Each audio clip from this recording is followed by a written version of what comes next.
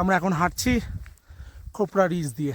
এই দেখুন এসে গেছি আমরা খোপড়া রিজের এই টপ পয়েন্টে। তার সাথে আজকে এখান থেকে দেখবো আমরা সানসেট। এখন ঘড়িতে 4:30 বাজে সময়। একটু আকাশ দেখাই, পশ্চিম আকাশ কেমন দেখাচ্ছে। এই দেখুন, আমি আমার লাইফে ফার্স্ট টাইম এতটা জায়গা জুড়ে এরকম মেঘের সমুদ্র দেখতে পাচ্ছি।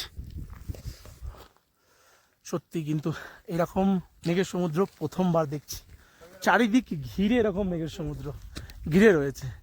শুধু এক পারে রয়েছে এইদিকে অন্নপূর্ণার রেঞ্জ। আমি পরপর আপনাদের দেখাচ্ছি সূর্যাস্তের দিক থেকে।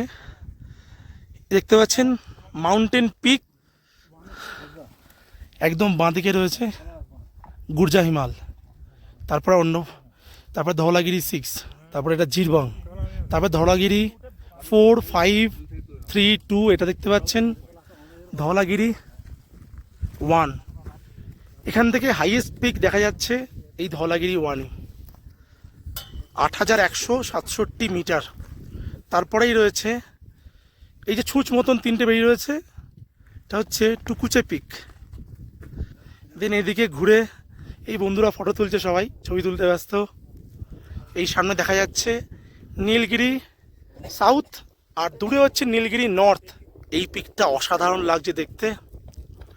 এই যে টপ দেখতে পাচ্ছেন টপ, এটা হচ্ছে ফাং। আর তার পাশ থেকে সামনে যারা পিক, তারপরে যে দূরে পিক দেখা যাচ্ছে এটা অন্নপূর্ণা 1, একদম সোজা।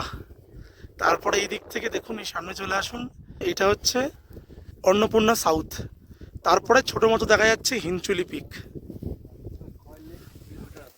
অদ্ভুত একটা ভিউ এই খোপড়াদারা থেকে। এই ট্রেকটা করানো হচ্ছে চেসিং ক্লাউডস থেকে। খোপড়াদারা রিজ ট্রেক চেসিং ক্লাউডস এর আগেও করেছে, এরপরেও আসা হয়েছে। আমাদের 5 জনের টিম টোটাল, তার সঙ্গে গাইড রয়েছে। আর দুর্দান্ত সানসেট হচ্ছে, দারুণ। চলুন টাটা।